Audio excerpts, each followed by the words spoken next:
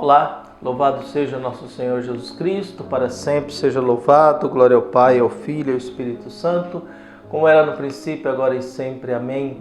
Queridos irmãos e irmãs, paroquianos da nossa paróquia, Nossa Senhora da Abadia, Diocese de Cristalândia, aqui em Lagoa da Confusão, graça e paz, unidos na fé neste domingo, dia 15 de setembro de 2024, 24º domingo do tempo comum. O evangelho que nós temos é tirado de Marcos, capítulo 8, versículos de 27 a 35.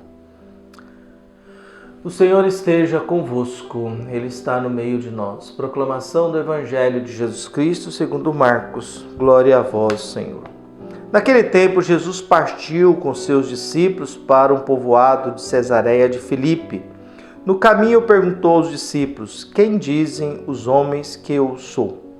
Eles responderam: alguns dizem que tu és João Batista, outros que és Elias, outros ainda que és um dos profetas.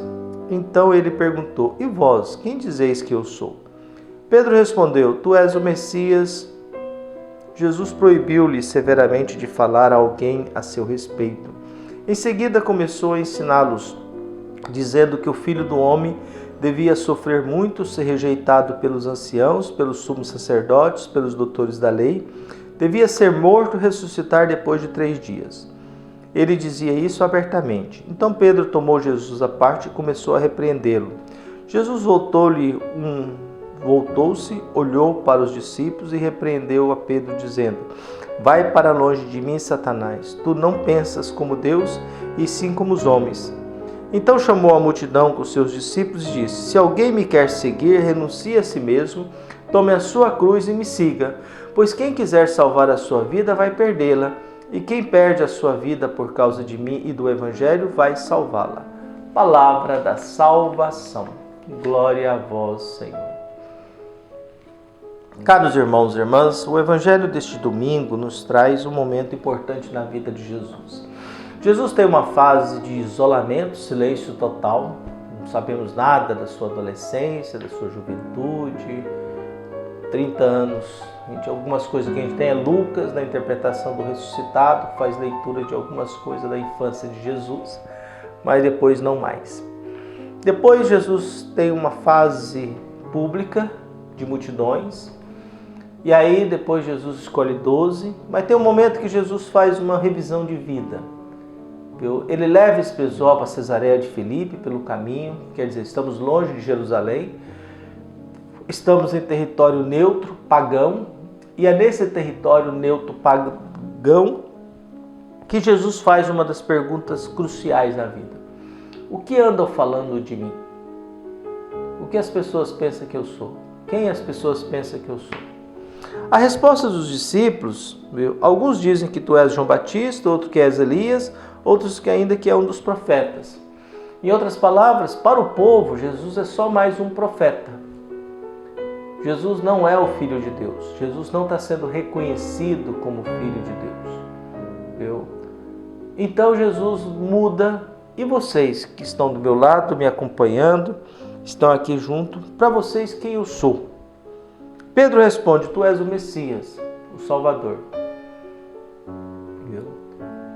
Tu és o Messias, o Salvador. Então, para nós que estamos do seu lado, Jesus, você é o Messias, o Redentor, o Salvador. Para o povo, você só é mais um profeta. Essa pergunta é importante porque a gente tem que separar bem. Uma coisa é um desconhecido falar sobre mim. Alguém que ouve alguma coisa que eu falei e interpreta e diz quem eu sou. Mas ele nunca me viu. Ele nunca falou comigo. Ele nunca jantou comigo, tomou café comigo, viajou comigo, conversou comigo. Outra coisa é a minha mãe falar alguma coisa ao meu respeito. O meu pai, minhas irmãs, meus amigos de longas datas, gente que eu conheço há mais de 20 anos. Então, Jesus está fazendo isso. Esse povo que não vive comigo, mas que viu alguma coisa, o que eles falam a meu respeito? Você é mais um profeta. E vocês? Você é o Messias. Diante dessa reação, Jesus proíbe Pedro de dizer isso e Jesus toma uma decisão de dizer e fazer o anúncio da sua morte. E aí vem o grande problema da vida. Jesus proíbe severamente de falar a alguém a seu respeito, em seguida começou a ensiná-los, Jesus começa a ensinar. Então, vou ensinar para vocês o preço de seguir o Messias, dizendo que o Filho do Homem vai sofrer muito, ser rejeitado pelos anciãos, pelos sumos sacerdotes e pelos doutores da lei, devia ser morto e ressuscitar ao terceiro dia. Qual que é o problema de ouvir isso? Que a gente não tinha noção da ressurreição. A gente não tinha a mínima ideia, os discípulos não tinham a mínima ideia, e nós também não temos, não. Ele não tem experiência do ressuscitado. Eu não tenho experiência do ressuscitado. Eu creio naqueles que tiveram, que deixaram isso. Mas eu, pessoalmente, eu não tenho experiência de ressurreição, nem tenho experiência de milagre e nem tenho experiência do extraordinário. Eu tenho experiência sempre do ordinário, daquilo que é comum. E é nessa lógica, nessa busca que nós nos deparamos agora, que Jesus anunciando isso, Pedro vai até a morte. Depois Pedro não entende nada. Qual a atitude de Pedro? Repreender Jesus. Repreender Jesus. Jesus chama Pedro de Satanás. Vá para longe de mim, Satanás. Você só pensa as coisas dos homens, não pensa as coisas de Deus. E diante desse impasse, por quê? Porque Pedro faz uma profissão de fé, Jesus o proíbe de falar. Jesus aproveita essa profissão de fé e diz a consequência de segui-lo. Vai sofrer muito, vai ser perseguido e condenado por autoridade, gente importante, vai morrer e vai ressuscitar.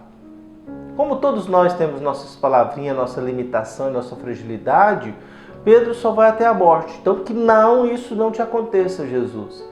Jesus, Pedro, sai daqui, você para mim é Satanás. Você não está pensando na ressurreição, você está pensando na morte. O fim é a ressurreição. Jesus está caminhando para a ressurreição e você está pensando na morte. Então afasta de mim. E aí Jesus chama a todos: olha, se alguém quiser me seguir, renuncie a si mesmo, tome a sua cruz e me siga. Pois quem quiser salvar a sua vida vai perdê-la. E quem perde a sua vida por causa de mim e do Evangelho vai salvá-la. Então, que a gente possa colocar a nossa vida à disposição da vontade de Deus, porque na medida que a gente faz isso, Deus vai confiando em nós e vai nos conhecendo e vai tentando nos acolher na eternidade. Pois o que Jesus quer é isso, que todos nós tenhamos a vida eterna. Um abraço, até mais.